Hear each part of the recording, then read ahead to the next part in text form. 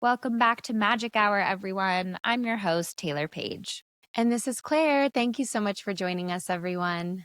Okay, so this is our first listener question episode in quite a while because we've replaced the monthly listener questions and stories episodes with the astrology reading and energy reading for the month ahead, which you guys have been loving, which makes me so happy. So I'm so excited because I love listener question and story episodes. I just feel like they bring us back to our roots. I just appreciate the openness of these episodes for so much exciting stuff that we couldn't really plan to come through. Yeah, I love it too. It feels like such a great way to connect with you all and hear what you're going through. I mean, you keep hearing about us and what we're going through, but I love hearing about the things that you're grappling with or wondering about. And it's such a cool way to expand my mind with like new ideas and thoughts. So I just love connecting with you guys in this way and learning together. So I'm excited for this episode. Yes, absolutely. So I wanted to use this opportunity because we haven't done a listener question and story episode since we had our Imbolc meeting, which I think it's pronounced Imbolc, and I apologize, but it's so ingrained in me to say Imbolc. So we haven't had a chance to really like talk about what happened in that gathering. And so much happened on that gathering that I wanted to share with the Hummingbird community. And it makes me so happy because so many of you guys have written in that you have created your own covens and are doing your own magic. And, our coven is 8 ladies, and sometimes finding a day that we can all do doesn't fall exactly on the actual holiday. But this time we did meet on actual Imbolc and it was poppin'. Like we were off the charts with our magic and like what we were feeling. And it was just so incredible. And Claire had a breakthrough in her divination practices that I would love for you to share, Claire. Yes. Yeah. It was an amazing night. And it was really cool to see, too.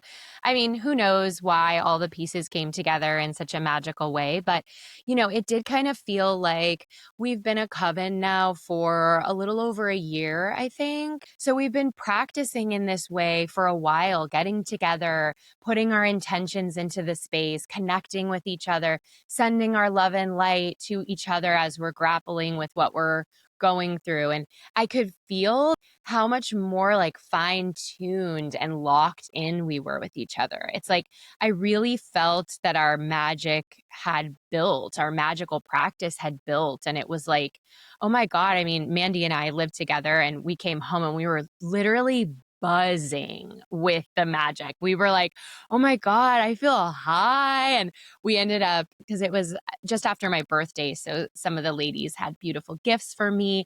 And one of them was this beautiful deck. And so we'd already pulled cards at the gathering. But when we got home, Andy and I pulled a card from the new deck. And that card also was like crazy, like so in tune. So it just was really magical. But anyway, going back to the story that Taylor wanted me to share.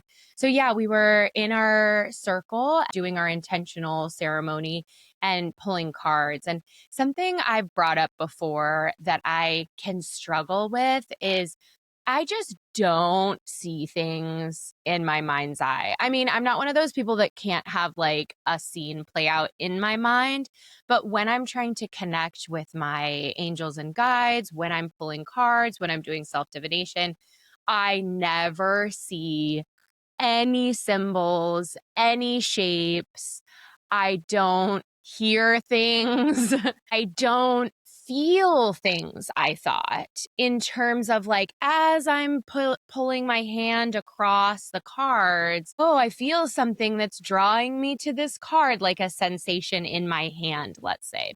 So that's always been kind of a frustrating thing for me and made me feel kind of less than or less connected, and having a friend like Taylor who's like, wow, I'm seeing this symbol and I'm seeing that symbol.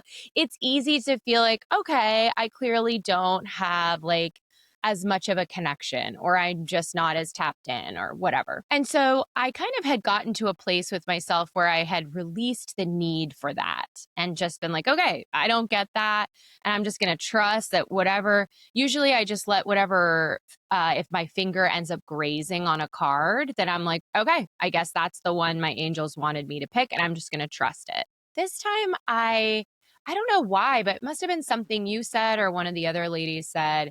I did wanna say, I also feel like this was the day or 2 after we recorded our clairsentient solo, so you were a little bit more primed for psychic feeling, and now I will recess to the background as you continue. Yes. So we had been discussing clairsentience. Yeah. And that was like in my mind for sure. So as I was sitting, connecting to my angels and guides and holding the deck to pull a card, I shifted into a feeling that I guess I hadn't thought was part of it, or it just hadn't occurred to me that that could be the feeling. I was like, okay, I don't need to ask for a symbol or a vision or like a sensation, like a sensory sensation. I'm more tapped into that deep inner feeling. And in that moment, I felt my connection to my angels and I felt this like deepening of love and like being held by them. And that ended up being the feeling that I felt connected me to which card I ended up pulling. And then the card I pulled was like so right on and was like such a beautiful, affirming moment of like, and I'd really said, I was like, angels, I'm really struggling. Like, please send me a good card or just please send me a card that like resonates. Like, I need your help right now. And then I just kind of tried to connect to the feeling of them and of that connection. And that led me. And so, yeah, it was like a cool shift and a different way to think about clairsentience than I think maybe I was thinking about it. Yes, the story made me so happy and it's so relatable. It's funny that this is coming up too, because I just had a meeting last night with my round 2 mentees. And part of what I was talking to them about was how our mind thinks it knows what intuitive connection should look like or feel like or be like. And it takes us out of what our actual experience in the present moment is. And so for you, it's like the mind was like, I'm waiting for my hands to light up or I'm waiting to feel pulled to something. But it's like there was this feeling of love and support and connection underneath that. And it reminds me of when I was like giving a mediumship reading really early on, and I was connecting with this mom was my sitter, and I was connecting with her son in the spirit world, and I was very early on. I wasn't even offering mediumship professionally yet, but I kind of explained the circumstances to her, and that's all she really wanted was to connect with her son. So I said, "Okay, let me try my best." And I think I've told this story on the pod before, I'm not sure, but I was like, "Okay, like I'm waiting to connect with your son. Like I want something that makes sense to my brain of what a son would say to his mom." And then a picture, a flash of a wooden beaded bracelet flashed into my head. And I was like, get out of here. I'm waiting for the sign of what the son would say to his mom. Why would I ever think of a wooden beaded bracelet? And then I was like, "Oh, that is like the most random thing to pop into my head for no reason. I have to trust it and say it." And she said, "A wooden beaded bracelet is the last thing I have of his, and I'm not wearing it today, but yeah, it's a wooden beaded bracelet with dark beads, like I said." And I was like, "Wow." That to me was such a lesson in the brain swats away our actual experience, waiting for what we think we should be experiencing. And as soon as you're entering that self divination portal, coming back to I am present and whatever's coming through is enough is the mantra I tell my mentees. Sitting with it and knowing that nothing is coming up arbitrarily. And the more you sink into that feeling that you got, Claire, of like being held and your angels being around, like the more you sit in that, the more it would open up to even deeper like knowings or feelings or experiences. And even the fact that you said, "Angels, I really need your support right now." And then you felt their support and then you pulled a supportive card. Like to me, that's so much validation. Yeah, it really was. It really was. And it also was kind of, it was like, I think I was reaching for these ideas. And this was an experience of something I already know and feel or am familiar with. Like that feeling and that inner experience of feeling is something I know really well and I connect to all the time. But I had kind of like overlooked or dismissed that as a point of connection, even though it's like a language I speak deeply with myself already. And I think that's like Yes. kind of a thing we do with our mind. It's like, oh, I should be seeing this thing that I've never experienced and someone else is experiencing versus like working with the tools already in your sensory experiences of like, oh, I know what it feels to connect inward. I know what it feels to feel my intuition or whatever those things are for you. It's like something that's been with you already, but I think we're easily able to just like, well, that can't be it. It's got to be this other thing that I don't even know about. It's like for some reason we have this belief that anything worthwhile has to be hard. And intuitive connection is just a biological function. It's as natural as breathing. We don't have to seek outside of what comes naturally to us. It's like, it's just a part of who we are. We come in so online and then we forget it. But for children, like creativity and play and intuition and sensitivity is all right there. And so I think in this process of like intuitive reclamation, just look out for the sneaky little belief of like it has to be hard or it has to be challenging or I have to push myself.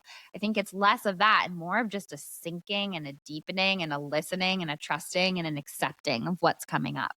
Absolutely. That's totally how it felt for me. And like, trusting that it's already there and you're just accessing it versus like pulling it from somewhere and making it be. It's like it's here with you. It's more about just like quieting enough and trusting enough to listen to it. Yeah. And our brain is so powerful. If we really believe that it's hard to connect intuitively or it has to be hard or you have to push yourself, it's going to create evidence of that. And even if you have to fake it till you make it a little bit or just start giving yourself the mantra or start reprogramming or consciously telling yourself I'm intuitively connected because it's part of being a human and I have access to it here and now and it doesn't have to be hard. I see this with my mentees. I see this with students. I see this with people, clients.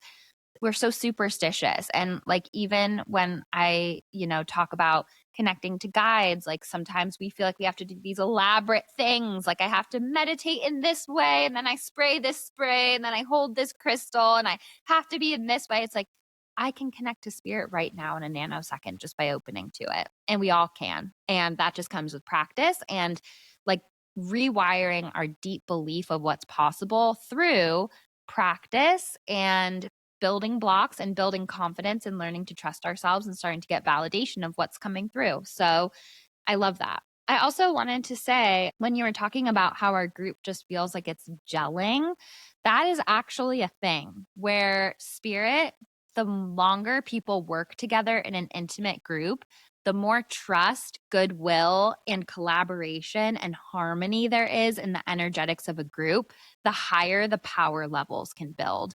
And so, like the spiritualists do these things called home circles, where every week the same group of people sit in the power and it starts to build the power levels as time goes on to these levels where like mediums go into trance or even physical phenomenon happens in the room because the power levels build really high. And I've been feeling that with our group too. I'm like, oh, it's really cool. We are starting to gel. I feel like this is the closest thing I've had to like a home circle. We do meditate together before we start our rituals usually.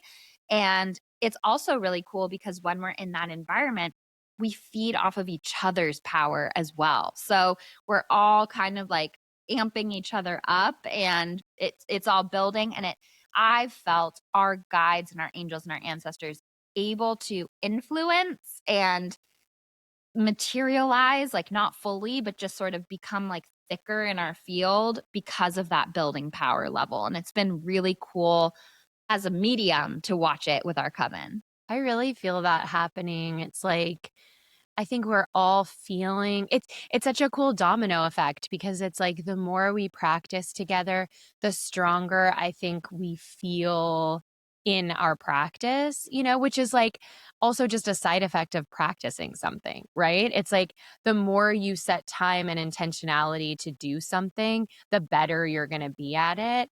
And we've been doing that with each other. So it feels like a strengthening of ourself and also for each other. It's like this really beautiful sacred circle energy. And, it's like such a beautiful thing to be able to come into a space of like-minded people and be your most vulnerable self. Like we've all in different times. This particular night I was really struggling and I was feeling a lot of anxiety about even sharing what I was struggling with. And I was so grateful that I did because it was such a I felt so held and supported by everyone in what I was facing. And then to do our ritual and to feel so held by our guides, like it just, it's such an invaluable thing to have that support system and both with your guides and with a coven like that. Like I'm just so, so grateful for what we've built. Me too. I love that. And the other thing I wanted to share from that night, which was really interesting. So at the time of In Bulk, I was really putting final touches on the Healing the Spirit Wound workshop and kind of preparing for our solo episode, which was episode 305, Healing the Spirit Wound. And so for this meeting, one of our members lives in Arizona, so she doesn't often make it in person. So there were 7 of us there. And I was talking about healing the spirit wound and that I think spirits all love. And, us as a coven, we get into these deep conversations. Like a lot of the time in the coven meeting, we're gabbing, and then some of the time we're doing the ritual. And so for that like gab session, I was talking about healing the spirit wound. And a couple of the members of the coven were like, but is spirit all love? And the topic of Hat Man came up. And I think 4 out of 7 of the members have seen Hat Man, if I'm not mistaken. And it's the same thing every time. Sleep paralysis. Some people call Hat Man like the sleep paralysis demon. And it's this sense of like, I can't move, I feel stuck. And then I'm being watched by a shadowy figure of a man that's kind of nondescript. It's just in shadow and it's always in this like black hat. And I used to see that figure when I had sleep paralysis problems. And then a few of the coven members were sharing their experiences. And they're like, so explain that, Taylor. And I was like, well, let's talk about this. Let's peel back the layers just from, and I know a lot of the people in this community have seen Hat Man too, because I want to say it was either episode 129 or 133 from season 1 around Halloween time. We had Tiff Ghost Talk came on and she was talking about like Hat Man too. So in that episode, I told her, I think Hat Man is a spirit guide connected to helping us relate to fear more powerfully. Because when has Hat Man ever done a thing except just stand there and stare? Like, who's ever died from Hat Man? Okay. So that's like the first layer. But then I was curious and I wanted to talk it out with my coven more.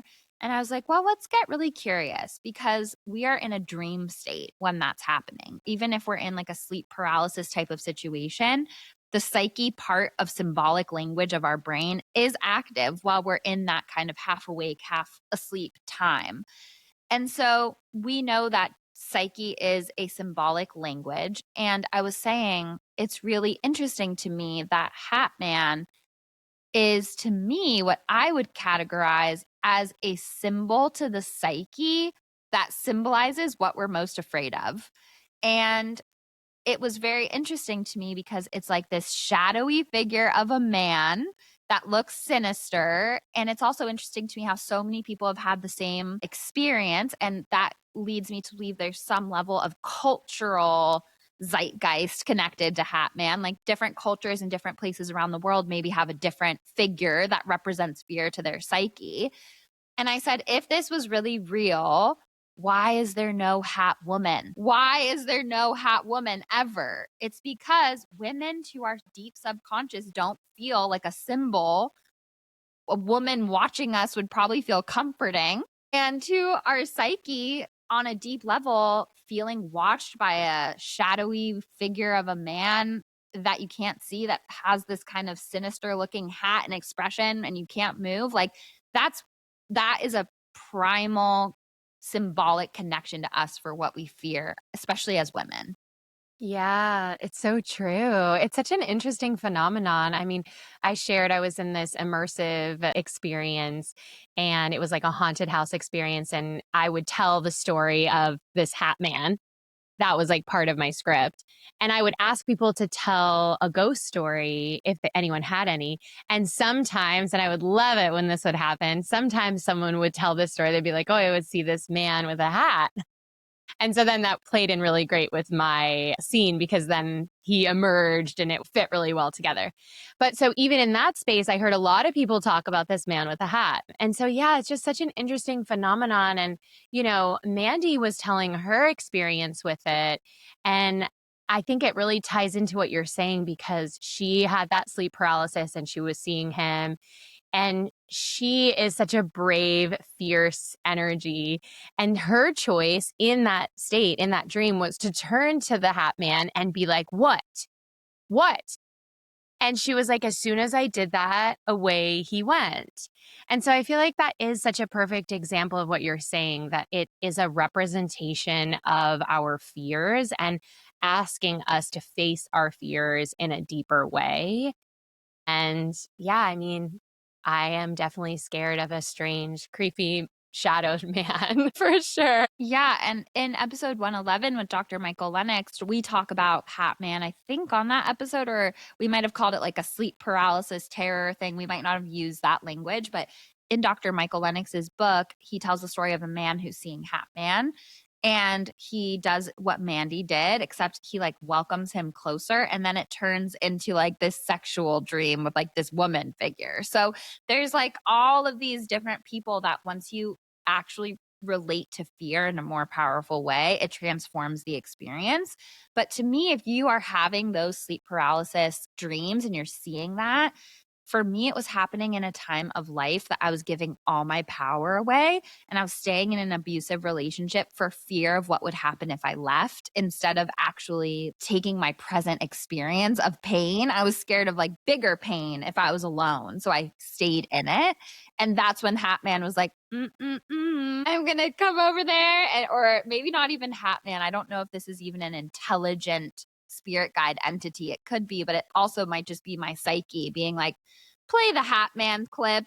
I know it is kind of fun to imagine if it is a spirit entity and if he is tasked with helping us break out of our fear mindset and that that's his valiant journey as a, energy of spirit of like visiting people to help guide them out of their fear mindset. I don't know. I mean, maybe. He's like hanging around the water cooler with other spirit guides and psyche people just smoking a cigarette, like, all I have to do is stand there. Yeah, it's a pretty easy gig, actually. There's like multiple hat men that just like put on the costume and go out. They're like, you literally just have to stand there. That's so funny. Yeah, I think that that's the moment I really was like, I'm onto something where I was like, if it wasn't a psyche symbolic language, why is there never a hat woman or a woman that's like standing in the shadows scaring the F out of us, you know? Yeah, for sure. Yeah. I guess like what pops into my head is sometimes horror movies are like The Ring and stuff with like that scary girl, but that's like a whole other thing. For me, when I was little, my number one fear, and it was a huge fear, was witches, which is so hilarious and ironic that I now identify as a witch. But I mean, I was terrified of witches and older women. And I think that is a narrative that, we've talked so much about, like the demonization of aged women, of mature women, of trying to erase women who have come into their power and make them sinister and scary and someone that's going to snatch kids in the woods and, you know, I don't know what she was planning to do. Cook them in Hansel and Gretel? I forgot. Put them in the oven, I believe. And that's patriarchal PR at its finest because women were the midwives. And let's start the narrative that they eat children. That way they'll never be delivering babies safely ever again. Perfect. Neat bow. That again is like an example of a imposed fear Yeah. into my psyche that I needed to be afraid of this witch who was going to come and get me and steal me away. And it never happened. There was never a witch that came and got me. I just turned into that witch and it turns out she's awesome. So real twist in that story. First of all, that was a mic drop moment. I turned into that witch and it's freaking awesome. Let's put that on a shirt. And secondly, our psyche needs to catch up and start putting like billionaires as like the sleep paralysis demon. Like, why are we scared of like all of these just innocent things? It's like there's actually real things to be afraid of in this world, and it's called the billionaires. Well, the creepy top hat man could definitely be a billionaire for sure. Very true. And probably is all like shadowy and inconspicuous. It's giving billionaire, honestly. Yeah. Okay, cool. Let's get into some listener questions and stories. Okay. This question is from Samantha. First off, I want to express my gratitude and admiration for your work and all that you share with your listeners. I found the pod last summer and it's helped me in so many ways. I've learned so much. I've been inspired and excited and genuinely touched.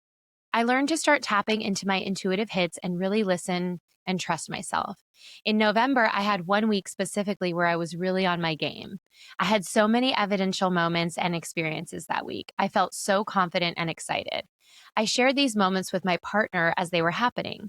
During that week, things with him were a bit off and my insecurity was triggered. I was proud of myself at the time for dismissing it and felt healed.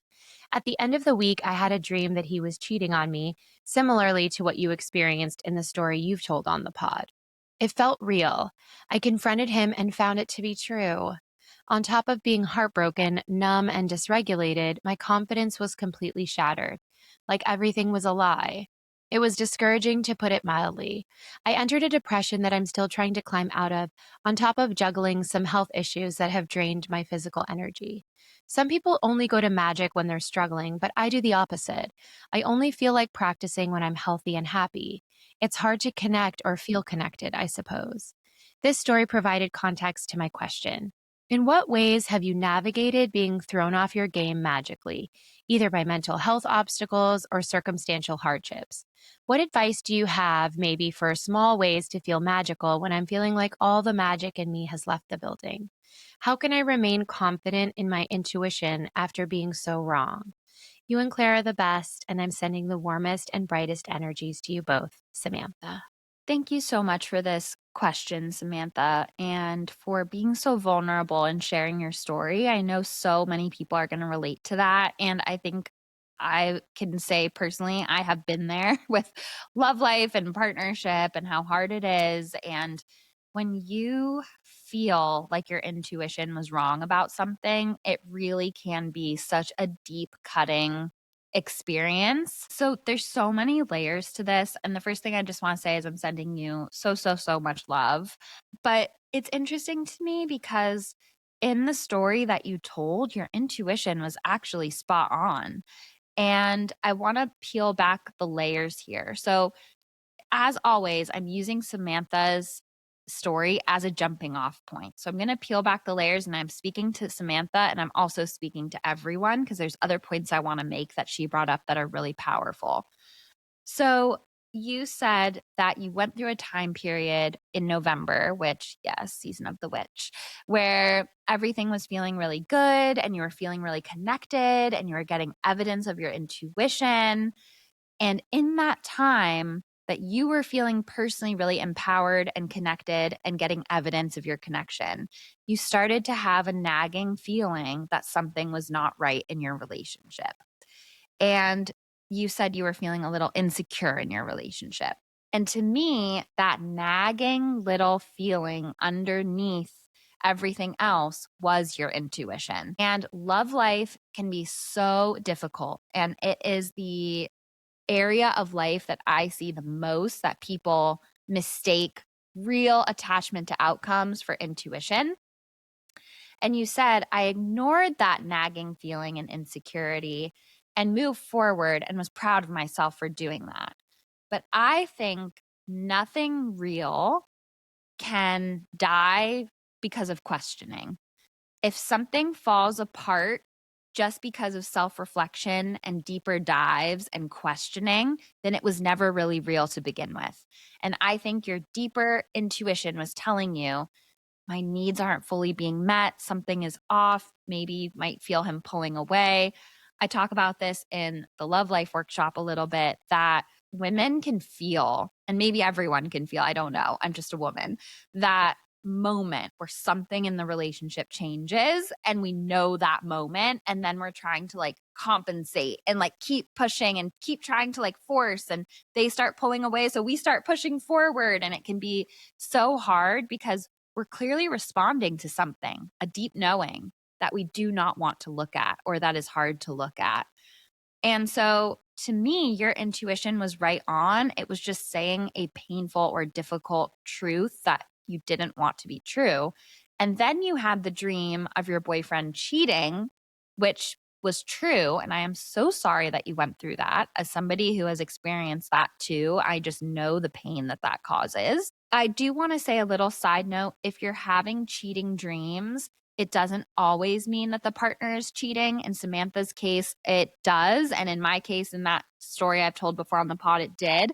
But I've had dreams of like Ari cheating on me, my husband, before. And it's just that he was super busy with work. And I felt like he wasn't present for me, or he wasn't there, or I wasn't being prioritized, which wasn't even really the case, but it's how I felt. And so cheating dreams don't always have to be literal, and it's actually very rare for dreams to be literal. They're usually symbolic of a deeper emotional connection we can put to the symbol. So I just want to say that if you're having dreams of someone cheating on you, look at where you might be feeling disconnected from them or where you might need them to show up in a different way. I just want to address that with love life. We can mistake very easily attraction for intuition, because attraction is like a bodily form of intuition that's like, I want to be close to this person. Like, we could make a good baby. Like, there's like a biological function sometimes with attraction that can feel so real. And so I just want to say, like, off the bat, just from an outside perspective looking in, your intuition was actually spot on. And you're so much more connected to truth than you think you are. But sometimes we just want to, and I'm speaking about myself now. Sometimes I've in the past wanted to just strong arm my way into making something the truth. And I had a situation when I was first starting Angels and Amethyst. And this was back in 2017. And I just started charging money for readings. And at the same time, this guy came into my life. It was so magical. Everything aligned. He found me after 10 years of not seeing him. We had this magical, like, first date and kiss in college. And then 10 years later, he never forgot my face and he found me. And I just like was so wrapped up in the story. And I was having like these mystical experiences where I was seeing spirit babies around us. And I thought, oh my gosh, this is my person. I was like so in the story of it. And then he started slowly pulling away and acting distant and all of these things. And I was like, huh, it's not even the pain of losing him that hurt me in that. It was the pain of being so utterly wrong intuitively. And so I tuned into it. And the message that I got is like, you were interpreting these spirit babies as for this life, but that was actually past life connection. And I got a lot more like details about that. But it took me a long time to feel like I could trust myself again. But I think that the deeper sense of intuition, when he started to pull away and when I started to feel like things were off, that was actually my intuition speaking to me. So sometimes we can, especially with love life, mistake signs and synchronicities that aren't saying this is your person or this is going to work out this way, but we interpret them that way. And then we feel so betrayed and hurt when it doesn't work out that way. And then we're like, I'm never supported and I'm actually wrong. And I don't have angels and guides. And we can just like completely disconnect from how actually supported we are and really disconnect from how much information we were actually getting. It just wasn't sexy or exciting or what we wanted to hear. Kind of reminds me after a bad breakup I had, I was like pouting to my angels, like, how could you let this happen? And how could I be so wrong? Why aren't you ever with me? And they're like, we are always with you. You are not always with us. And that was such a powerful reminder. And it doesn't mean we always have to be like perfect or spiritual or on a yoga mat. We're humans, but our angels are always with us. Sometimes we don't want to see what is coming through, but our body is giving us warning signs, and especially in love when we feel like we have to, like, fight for it or push forward, we're probably ignoring something deeper that is really inconvenient to look at.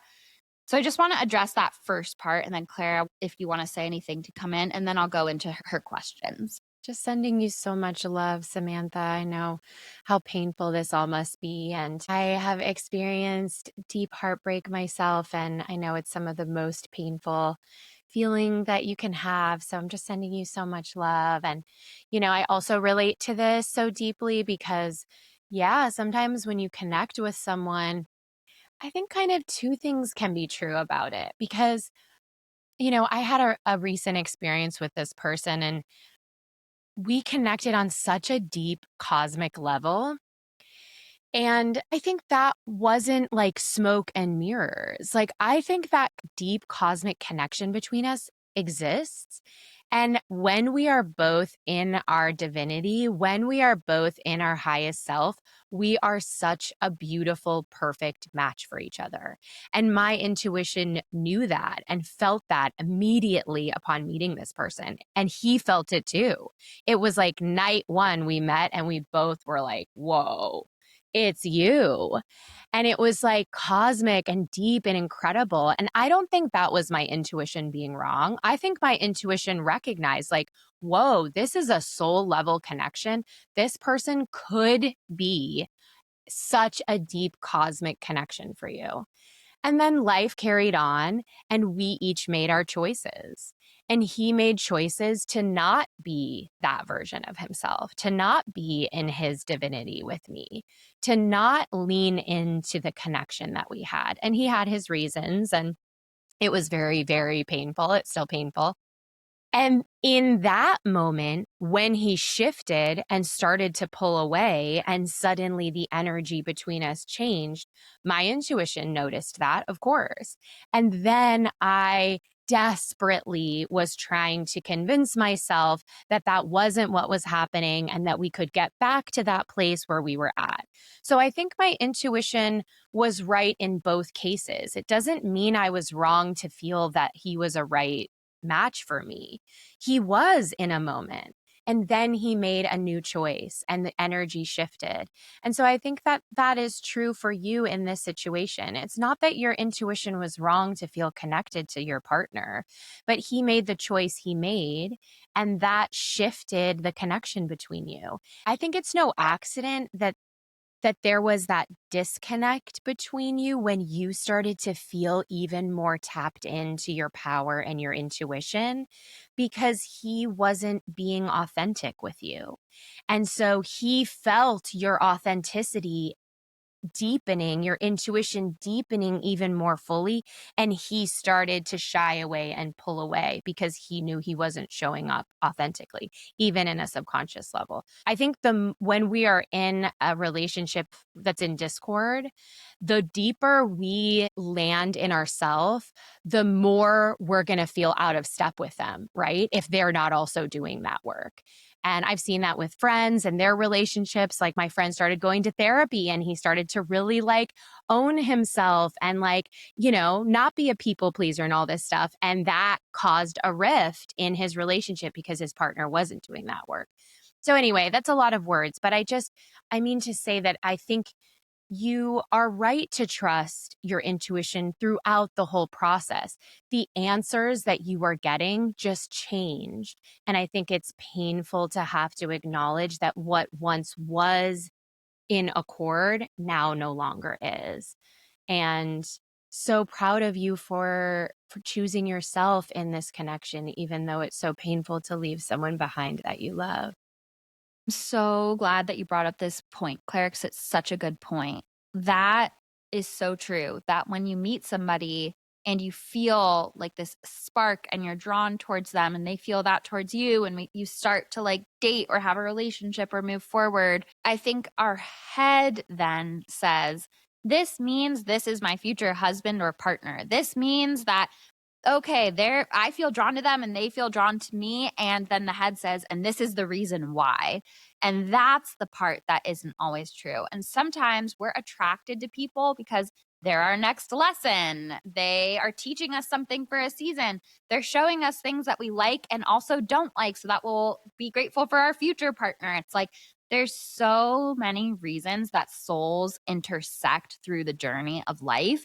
And we're like mirrors for each other, teachers for each other, lovers for each other. I think we can have more than one soulmate connection. I think that's also patriarchal PR, that it's like one and done to make women, stay with partners that give up. But like that point of free will is so important. If as soon as and I see this all the time in my love life readings where it's like a situation just like Claire described, and it's like, what's happening? How could I be so wrong? Or like Samantha described. And it's like your soul was mirroring lessons and opportunities and ways to progress, but they have to choose that every single day. And if they don't, then it's like the dance ends. And if you only also focus on them not choosing it, you're missing your lesson for yourself as well, because there's always lessons for both parties because it's a co creation on some level. And so it's just, there's powerful dynamics and reasons, and it's not always because this is your forever person. And that can be where we start to doubt our intuition, but our intuition was never telling us that. We just felt strong attraction for a reason. That's such a good point. I think, like you were saying, especially with love life, we're so result oriented and we want it to mean I've found my person. And so we put that on top of our intuition when I think our intuition is less future oriented and more about in this moment, this connection is alive. What can it show me? What can I experience with it? Not this connection is alive. I found my person forever. It's like that's a story we put on top of it. And, these things are so hard to untangle. They're sneaky and they show up disguised as the other thing all the time. I feel like, it's so easy to mistake one for the other. So just being gentle with yourself with it all. But like Taylor said, I feel like your story is such a beautiful example of how your intuition is really loud and coming on very clearly. I mean, you even had a precognisant dream. Like, those things speak to the depth of your connection, not your disconnection. 1,000,000%. And so these questions of like, how do I reconnect to the magic when I'm feeling so off my game? It's such a relatable question because we are humans. And I think it's actually the most magical choice we can have and will serve our deepest intuitive connection and highest timeline to not ignore the truth of where we are and our human experience and the emotions coming up. And I think we might even have a subconscious connection in our brain. Like to feel connected to my magic means I have to be happy and means that I have to be in joy and feeling lucky and blessed and abundant and expansive. But that's not true. Just being a human, going through a human experience and remembering that we're also a spiritual being, that is magic. And honoring the full, authentic expression and spectrum of human experience is magic. So, magic doesn't only exist when we're thriving. And even if it's just a small voice in the back of your head saying, I know there's soul lessons for me in this moment, and I'm open to what those might be, that is magic. So I just want to give you a little bit of a like hug from across the screen saying, you're not disconnected from your magic. You're just having a human experience. So the first thing I want to say is I've had a lot of sessions with people who are in depressive time periods or going through depression. And I think that there can be so much judgment about that. I think that this can be a portal for such self-love magic.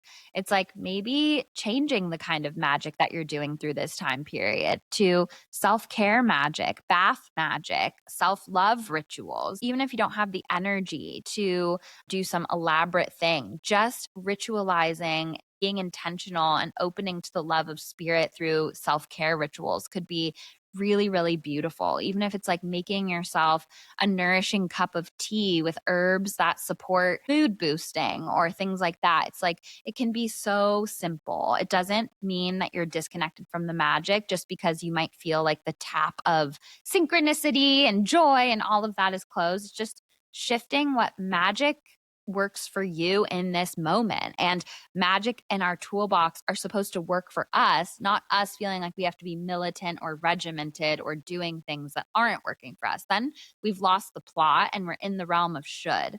And I feel like one of the major pitfalls in this area is plugging into a story of how we should be living and disconnecting from our actual authentic emotional experience.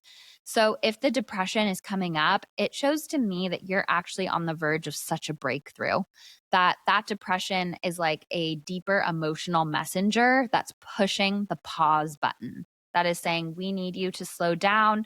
We need you to go inward. We need you to look at where this sadness is coming up and living in you. And there's just deeper time to bring your attention inward, which who's to judge what's more magical, looking inward or being more connected to the outside world? It's like we are magical and just deciding to bring that awareness and consciousness into everything that we're going through, whether expansive or constricted in that moment. And life is a series of both.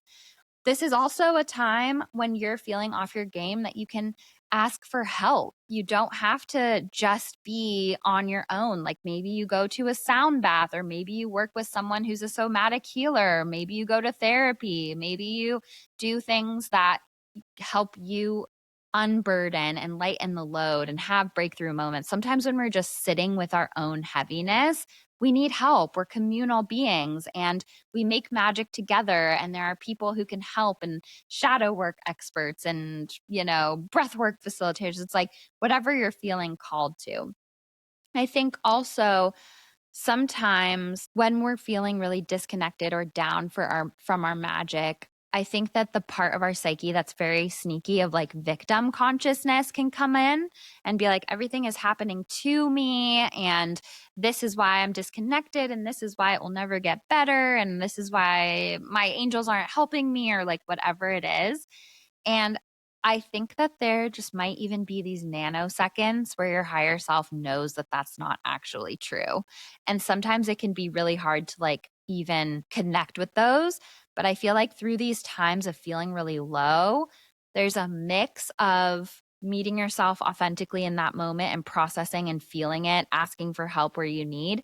And then I think that there's a little bit of like tough love in those moments of instead of like being in everything that isn't working. I think something magical that you can do is try to orient yourself, if you have the capacity, towards creation, being the creator in your own life. And that doesn't have to be something that costs money or is extravagant or is intense. It could be going to Barnes and Noble and getting a book on something that interests you. It can be finding a new hiking trail. It can be reaching out to a friend. It can be, anything that helps you engage with life in a way that feels generative and creative and nourishing, so that you don't stay in this energetic hole past the point where you've gotten the message emotionally from what the heaviness is here to tell you. So I think it's kind of a balancing act. And I think sometimes we have to give ourselves a little bit of tough love to get out of it.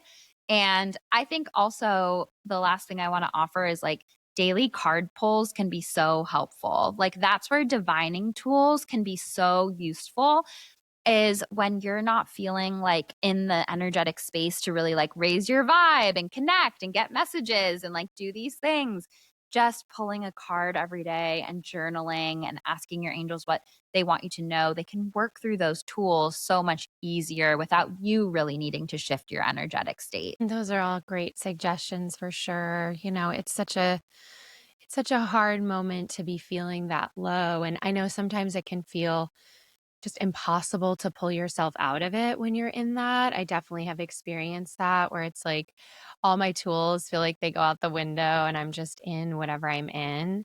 And so I think, first of all, Taylor said this too. It's like, can you just accept the feeling experience that you're having and make it okay? It's like you're experiencing deep grief right now over a partnership that you've had to lose that you didn't want to. That makes sense that you're feeling grief. It's okay that you're feeling that grief, and allowing yourself to move through it and hold space for it, knowing that it's not going to last forever because nothing lasts forever, and knowing that it's here for a reason because of the depth of your capacity for love.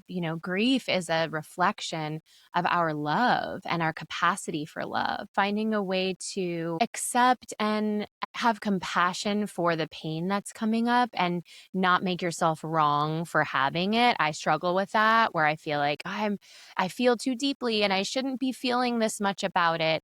And I think that can kind of like compound the pain in a way. It like adds to it versus really just being there with yourself. And I think something that we forget often, I think we think of magic as this like thing in the world that we can like catch maybe or like jump into. But we are the magic. We are the magic. And there's magic in the world, but like we are the world. We are, the oneness of existence. So you are the magic as well. And you don't need your angels and guides to give you magic. You are magic. And so even just being with yourself, like Taylor said, comforting yourself, doing self love magic, baths, a luxurious skincare routine at the end of the night.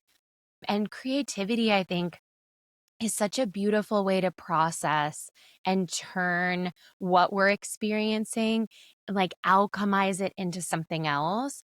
Something I've been using is poetry. And I say that as someone who is not a poet and never going to read this poetry at a poetry slam. Like, I'm not doing it to create a poem that will be impressive or interesting. I'm literally just doing it as a way to express the pain I'm feeling in some form. And it's been really healing and something I can come back to kind of be like a conduit for the magic that is pouring out of me. And I think what Taylor said is such a beautiful reminder. Like, I think we think magic is light and love, but there is magic in your tears. There's magic in your sadness. There's magic in your grief. Like I said, like your grief is love. So I think when we can embrace all sides of ourselves and embrace all sides of this experience, even the heavy ones, as part of ourself, then I think sometimes it can be a little bit easier to hold. Yeah, absolutely. And I think just look out for what you're making it mean, that you're in a time period that you're feeling low. And I don't even think that that's evidence that you're disconnected from your own magic. I think that that's a story that's being told, but you're just processing grief and you're in a in between moment and you're doing deeper excavation and there's nothing less magical about that.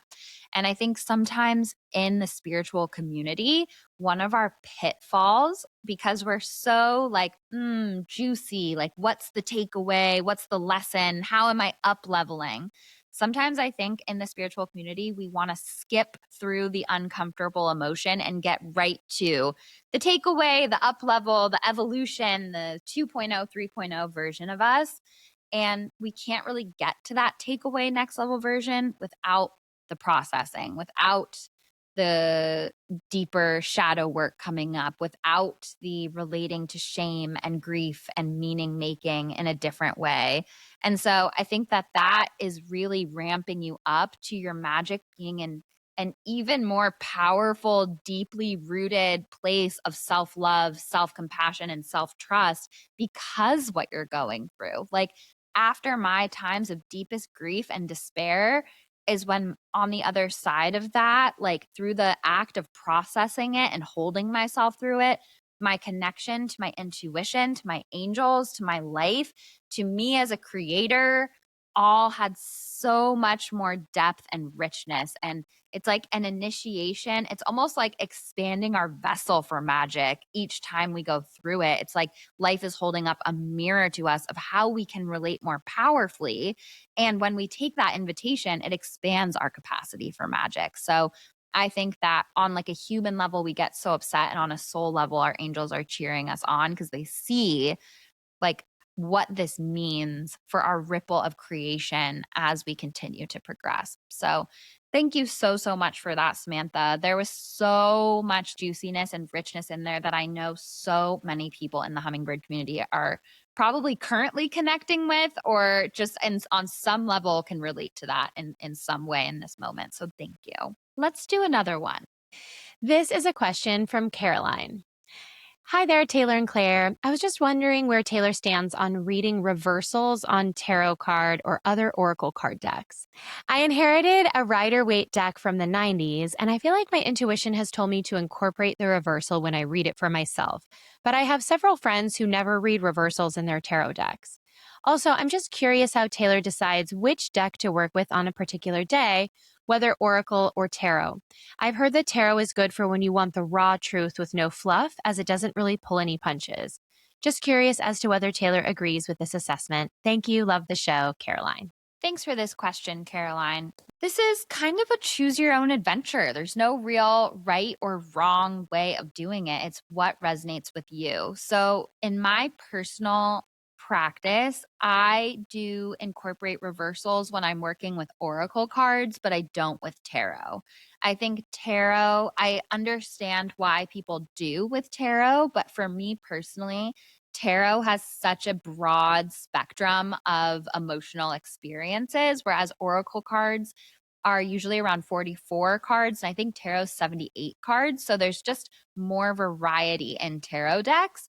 Whereas oracle decks can sometimes just be, I don't want to say a little more fluffy or one note, because there can be different decks depending on what you're using them for. Like certain decks might have cards that are a little more heavy hitting, but overall, I think oracle cards are just a little softer than tarot. So I think that it comes down to, are you getting what you need out of your divination practice? And if you want to play and experiment and try reversals, then good.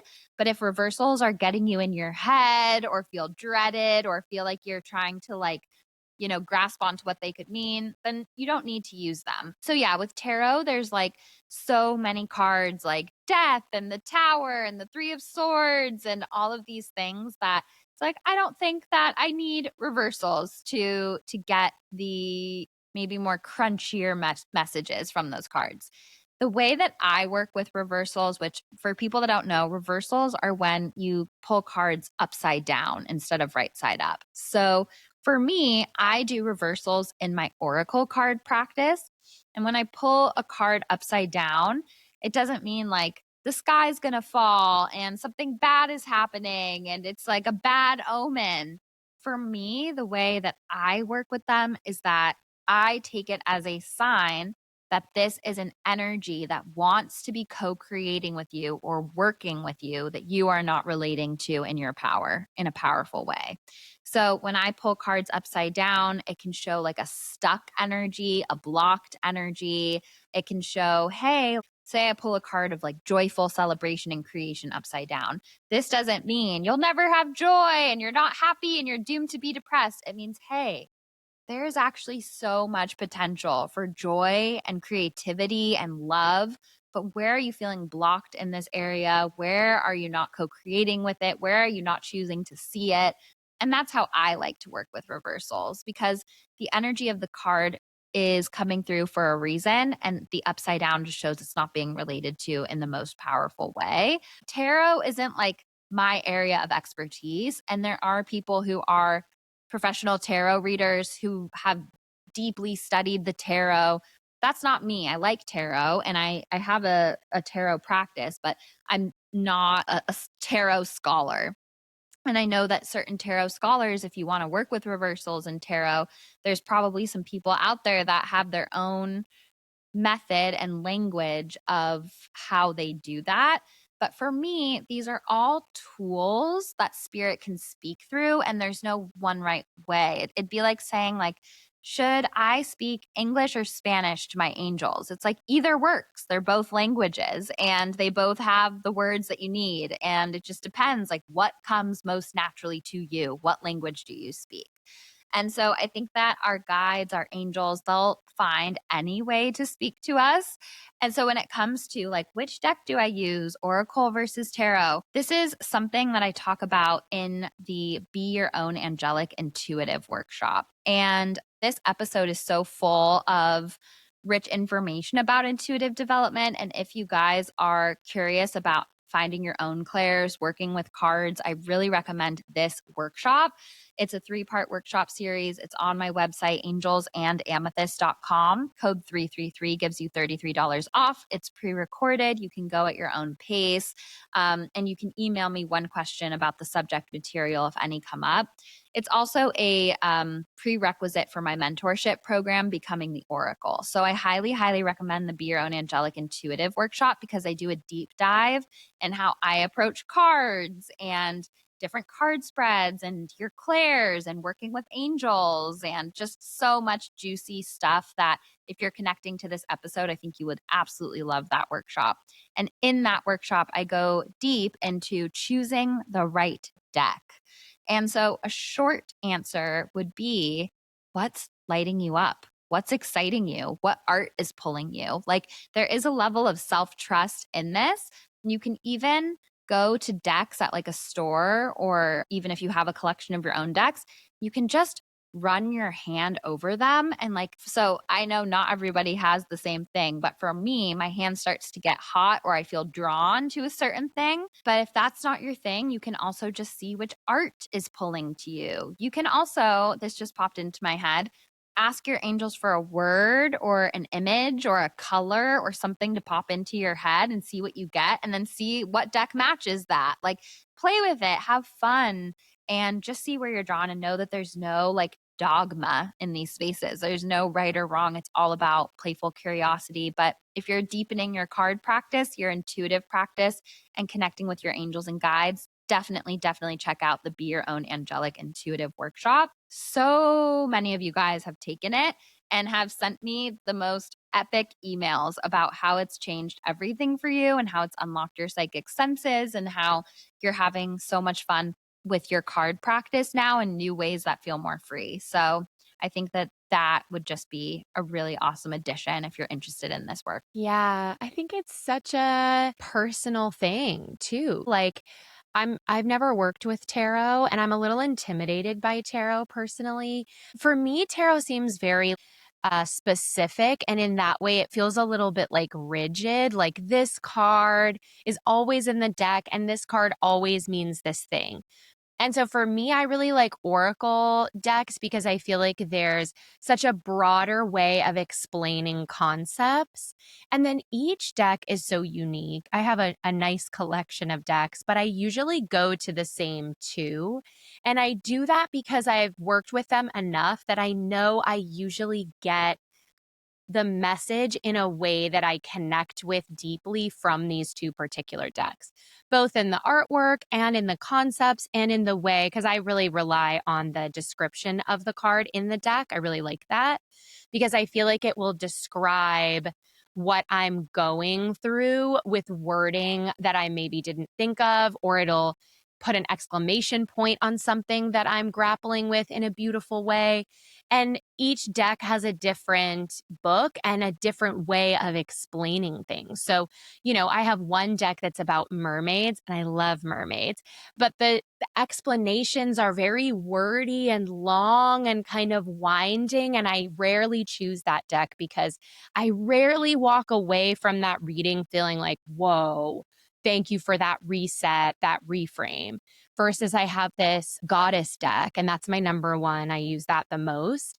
And it's a female energy, and the way that the descriptions, they're succinct and really beautifully phrased in a way that connects to me. And so, specifically for me, that deck really helps me.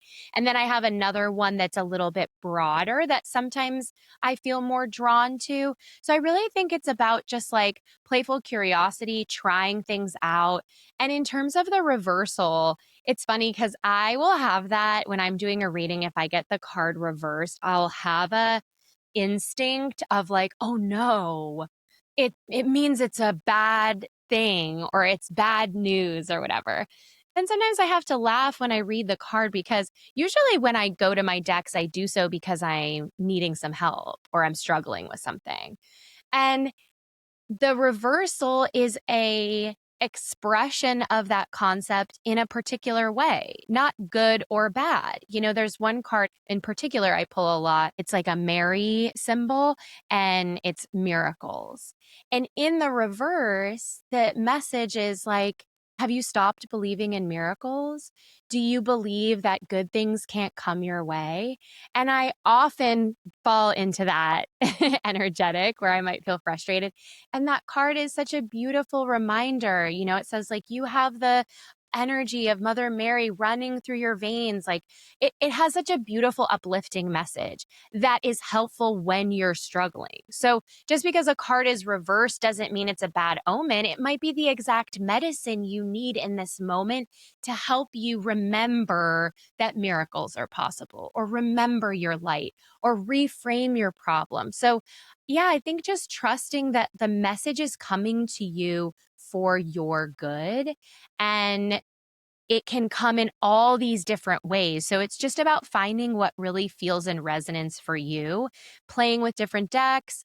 And then I think you'll find the deck and the modality, the kinds of spreads you like to do, you know, the how many cards you like to pull, the way you like to ask your questions, like that really feels the most helpful and beneficial for you. Yeah. And just like you said, some of the guidebooks actually say what the reversal means. So that's also an indication that that deck was designed for reversals, which not all decks have that. But I think it also comes down to like, are you going to your cards?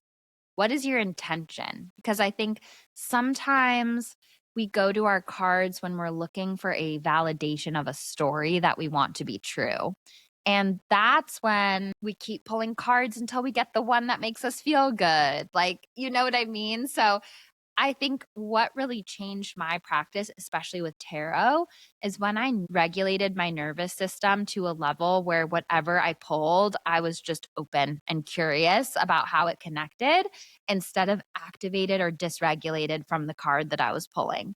So I think that this also has a level of work with reversals if you're regulated enough to hold that in your practice because not everybody is. And we can be very jumpy and superstitious. And we all have spirit wounds. And there's just so many layers and witch wounds and all of these things. So I would say if you're new to working with cards, maybe reversals wouldn't serve you. If you're more nuanced, regulated, and experienced, then maybe it's a layer that might add more richness and might hit on other layers. And I do really think that the guidebooks are so valid, but I also think sitting with whatever card we get and just sitting with the feeling, looking at the images on it, seeing what it sparks for us can also be a really good practice to continue to deepen your own intuition too. Absolutely. You know, I think that's something I can practice a little bit more.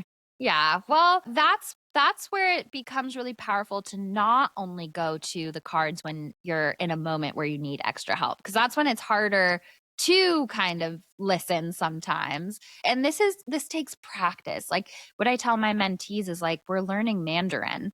And sometimes if you just listen to a conversation in Mandarin and you understand one word, that's exciting. So it takes time and it takes practice and it takes consistency. But the more you do these things, create sacred spaces, get quiet, listen, focus on the feeling coming through, the more layered and rich your experience is going to be over time. I'm a decade in and I do it every day. Yeah, that's such a great reminder. You know, I think it's so easy to want to have the full thing, you know, figured out and locked in, but it's a process and allowing yourself to chip away at it, I think is really important.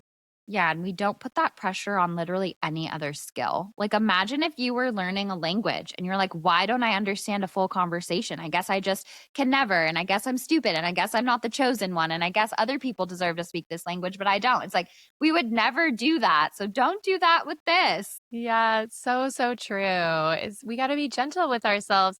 It's like I've said this before, but for some reason internally, I feel like being this like strict taskmaster is gonna like be beneficial to me. But actually, that's never worked with me with coaches or directors. It's like I need loving encouragement and enthusiasm on my journey. So I need to be that for me too. Yeah, absolutely. That's why from day one, and I say this in the Be Your Own Angelic Intuitive Workshop, playful curiosity is the best vibrational match for getting the best results in this work. We need to put that on a t-shirt. I would honestly rock a playful curiosity, like a crew neck. Coming soon, hummingbirds. I love that. Let's transition to sitting with spirit.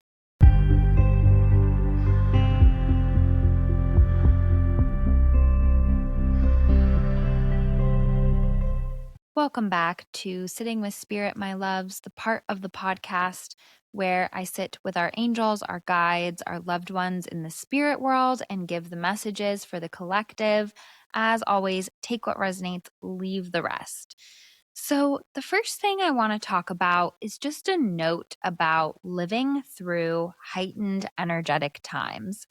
And in my experience and what I've felt as an intuitive, emotions that are not fully processed get pushed down. And I almost feel it like a Pandora's box in the heart space that we sort of avoid or numb or don't want to look at or just never fully let ourselves process. And those things don't just go away. I feel them just sort of wedged into the deep recesses of our heart chakra. And living through these heightened energetic times where there's a lot of fear, outrage, feeling out of control, all of these things, righteous anger, it's holding up a mirror to some of the unprocessed trauma, emotions, fear, anger, sadness, grief, feeling out of control in us, in that little Pandora's box deep down. And I think it's pretty normal and expected to be activated, upset, and feel deeply the injustice of what's happening around the world right now and with this administration right now. But I think the pendulum, if it's more towards the side of being constantly triggered, constantly activated, not able to talk about anything else, not being able to regulate, not being able to come back to yourself, not able to have moments of peace, constant worrying and anger. It reminds me of, my mom. Part of what I think contributed energetically to her cancer was that from 2016 onwards, she was perpetually angry. Even if you were agreeing with her in a conversation, she would be like yelling and upset. And it was, our bodies don't really understand the difference. And so, in no way am I saying that we shouldn't have an appropriate response to destruction and injustice around the world. But what I am saying is that if it swings to the point where we can't regulate, get the message, figure out how we can be helpful, figure out what we need to move forward, and we're in that activated space, I think that these outside times are holding up a mirror to unprocessed inner wounds. And the way that emotions work, in my experience too, is that when something triggers an emotional response in the present moment, it's bringing up all the unprocessed emotions in that same category. So when something modern day triggers my sadness, it brings up all the grief of losing my mom all over again that I haven't processed. It brings up grief and sadness from childhood that hasn't been processed. It's like this same energetic umbrella. And so these feelings of feeling angry, upset, grief, out of control, if you're getting really activated by them and there's no sort of coming back to your heart and figuring out how to balance living through these energetic times, that to me shows that we're in this masterclass era where we are being asked to go on deeper levels of deeper rabbit holes of self regulation and processing and having our own back and feeling safe in the present moment and safe in the unknown. Like, I've said this before on the podcast that I really don't think it's an accident that nervous system regulation is taking off right now as a concept for the collective, and that it's resonating with people so much because it's the medicine we need for these times. And nervous system regulation is also so tied to intuitive development. One exists with the other, and just the process of regulating your nervous system and going deeper with those emotions is going to bring up so much psychic knowing, because it really takes sitting with the feelings.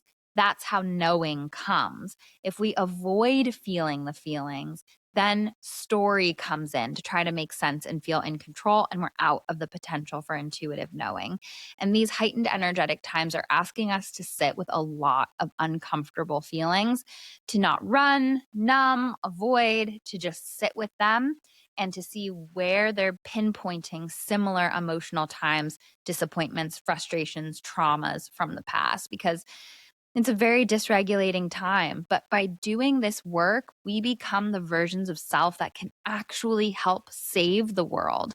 Instead of being triggered to the point of paralyzation, we can get to a place where we are not happy, not in agreement with what's happening, but alert, listening, grounded in our inner authority, and clear on what is possible to be helpful in this present moment. And those are the versions of self that don't get swept into propaganda, that don't get plugged into groupthink, that are in these places of clarity and service where we're intuitively connected and spirit can work through us on earth.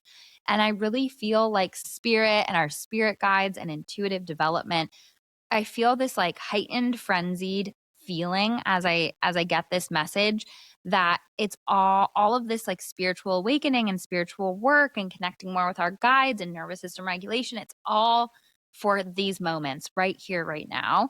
And I feel like our spirit guides have been getting our attention so much. If you've been, seeing a lot of signs or synchronicities or getting these feelings, or felt like you have a hunger for spiritual knowledge or want to tap deeper into your self divination or meditation practices, if your dreams have been really vivid, I really do feel, and I've said this before, that we're in a masterclass era collectively. And our guides have also been preparing for this, because it definitely feels like a very pivotal moment for human consciousness. When I was tuning into the messages for the week from our angels, I saw lizard coming up as an animal guide. It was a green lizard. And lizard to me is all about adaptability, mutability.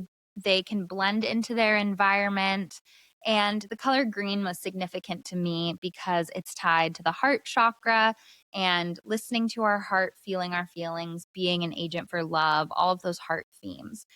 And so it feels like the energy right now is asking us to be way more loose, to go with the flow, to be adaptable, and to lean into a certain element of trust. It's like sometimes we can get so attached to routines or being militant with ourselves or trying to stick to things. And it just feels right, like right now, whenever you're hearing this, there's a call to like rolling with the punches, adapting to your environment, doing what you need to do to be okay and to move through. And a part of adaptability really is connected to present moment listening and radical honesty with ourselves. And it really comes back to that premise of not getting plugged into a story that's trying to help us feel in control, but really sitting with ourselves in the present moment and listening to our embodied heart truth. And so I think this green lizard is really saying, like, give your heart what it asks for, and don't be afraid if that bends the rules or goes against old outdated stories of self, or I'm not the type of person that XYZ. It's like, really lean into how you can adapt to what your heart is asking for in this present moment. And then I was seeing like a phone being held out and looking at a phone screen. And I think this will not come as a surprise, but I just got a message here about social media hygiene. And, it feels layered, because it feels like one layer of this is a lot of news online, a lot of fear mongering, a lot of doom scrolling, which you guys know, I think doom scrolling is a way that we're avoiding processing the discomfort and the emotions of what's happening collectively. And then there's also an element of social media needing a cleanse from it because it's hard to find the language for this, but I almost feel like collectively, we as women have done so much work. I know it's not only women that listen to this, but take whatever resonates for you. We've done so much work around decentering the male gaze and decentering patriarchy and like decentering living our life based off of how it would be perceived or how desirable we would be for men. And now I feel like there's this sneaky new collective thing with social media. And I don't even know if there's a term for this yet or if it's just something I'm sensing or what even to call it. But there's a sense of living our life, not necessarily for likes or being perceived on social media. That's not really what I'm feeling. It feels more like living our life while sneaky stories of comparison to what we have seen on social media take us out of the joys of the present moment and keep us feeling like this urgency or this not enoughness or this comparison. I almost want to call it like the comparison gaze instead of the male gaze. And it feels like, yes, the doom scrolling, social media hygiene, needing to get into nature and away from screens, but it also feels like there's a deeper layer of looking out for sneaky ways that we're putting pressure on ourselves, comparing ourselves, going down pathways because what we see other people doing instead of getting really clear on what our path is and what we want. Sometimes we're even like searching for answers about our own life or what we should do by looking at other people's stories online. And I understand why we do this. I think for me, went through a time period where I was doing that a lot with like listening to stories from mothers. And I realized like I needed to get in touch with myself because I was none of those people. And who I would be as a mom is not who they would be as a mom. And my answers really lied heavily in my own heart. And so I just feel like there's this sneaky way that the comparison gaze is almost energetically taking the place of the male gaze. Just also noticing where you're doing things based off of comparison to other people or how it would look or validation you would get from it.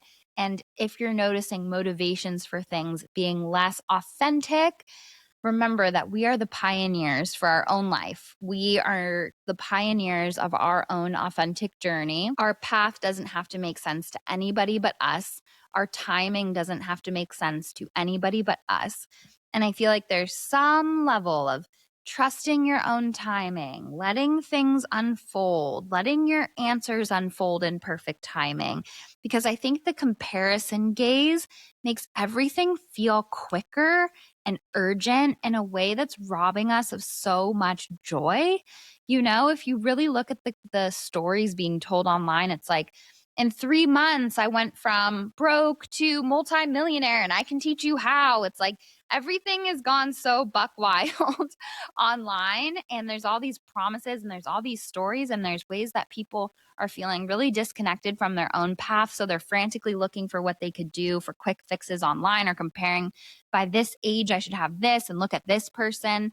And it just seems like evidence for our ego story more than what's actually serving us, which is to come back to the present moment and co create with what is actually in our control moment to moment. And so, yeah, there's just this sense of be as present as you can and try to disconnect from other people's stories or other people's answers or other people's things and come back to your own authority. And yeah, that trusting the timing, because I feel like for a lot of us, there's a feeling in the collective of feeling a little bit stuck, feeling a little bit lost, feeling trapped making stories about that, making it mean things. And it was really interesting because I just saw this like yellow brick road unfolding in front of us.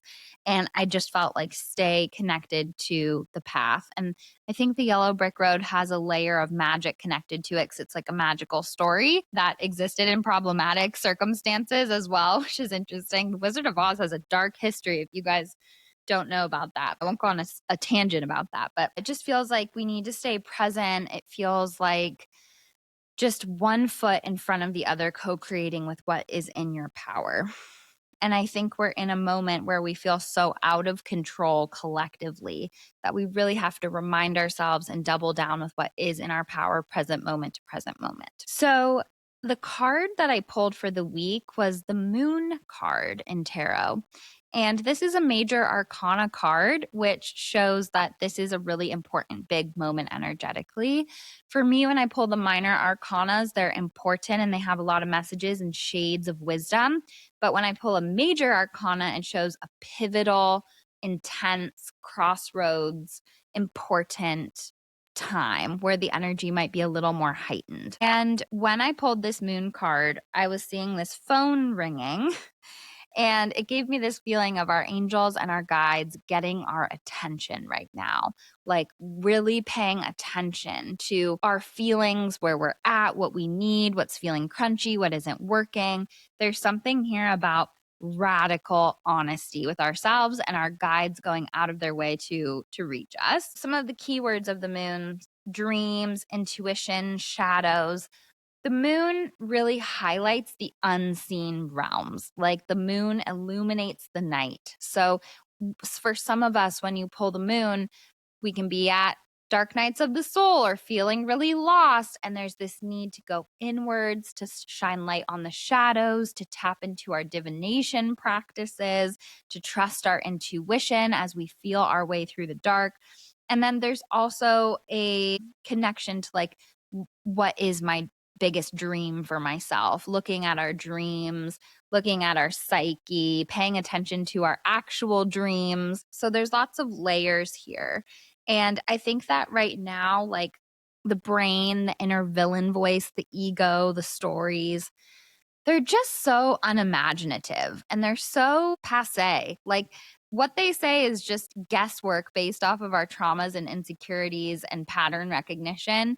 And I really feel like our angels are calling us to deeper truth. Like we are ready to go deeper underneath the story, and there's rich, fertile ground underneath that. And I really feel like we need that priestess archetype more than ever.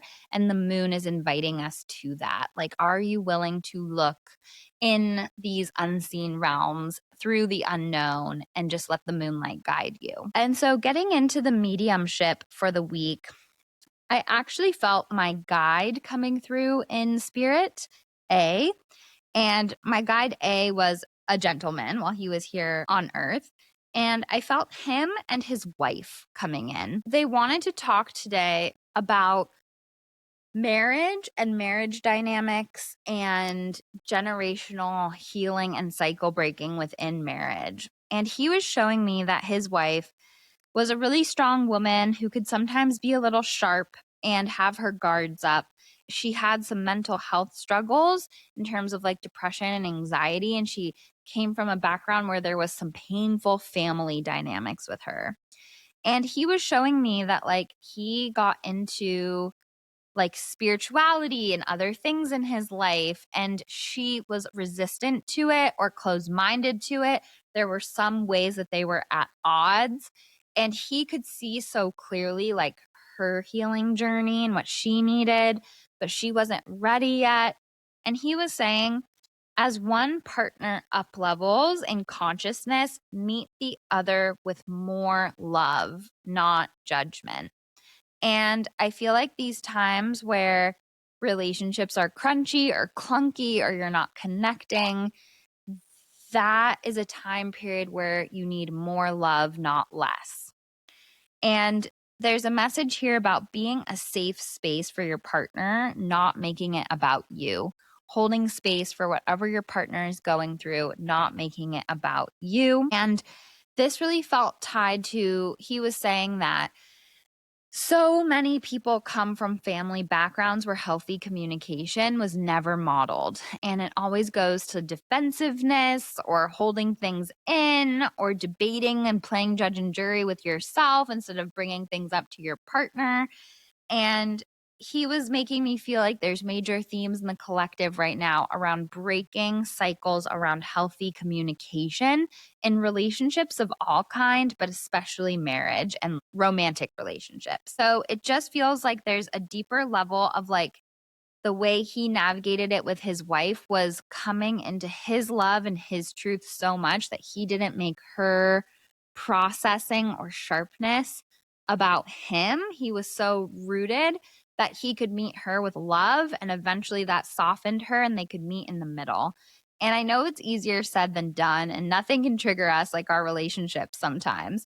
But there is a message here about nervous system rewiring around healthy communication, about processing, and really about when things are tough or tense, remembering that you're on the same team and meeting each other with more love, not less, not trying to punish or withhold or judge. It really feels like we're ready for collective partnership up levels. And it feels really beautiful. So I think that it's really interesting because when you're married, and you stay together for a lifetime and you choose each other for a lifetime, there's so many versions of self that you grow into together. And it's a constant process of relearning each other and relearning ourselves and what we need. And it just feels like needing a partnership where you feel safe to communicate and to share and to have patience for your partner to reach their own conclusions and soften on their own healing journey in their timing. And it feels like he had a really beautiful marriage in that way and that they've both grown so, so much together. So that is that on that. I'm sending you all so much love. I hope that you have a beautiful week and we will see you next time.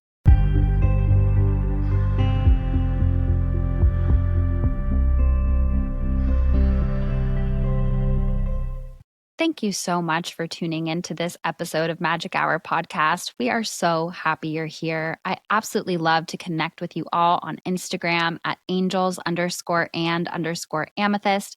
I love to get your thoughts on each episode, and I get so excited to get your emails to contact@magichourpod.com. Make sure you're subscribing to Magic Hour so you never miss a new episode in your inbox. We have so many amazing guests right around the corner as always. Please make sure to send your 5-star reviews on Apple Podcasts and Spotify to contact@magichourpod.com, and we'll enter you into an angel reading giveaway with me, which is just my favorite thing to get to connect with the hummingbird community in that way. You get a bonus entry if you also send a screenshot of your YouTube subscription and also a screenshot of sharing us on your story and tagging us at Magic Hour Podcast on Instagram.